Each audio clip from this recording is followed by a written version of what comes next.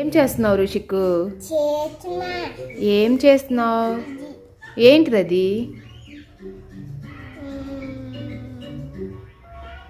Open చెయ్యి. రావట్లేదా?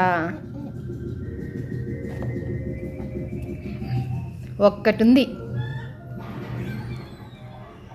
నీకు ఇష్టమా అది? ఏం పేరు అది? పూతరేకులు. పూతరేకులు బాగుందా? మమ్మీకి పెట్టవా నువ్వు? ఎప్పుడు నువ్వు తిన్న తర్వాత? నువ్వు తిన్న తర్వాత నాకు ఎట్లా పెడతావురా?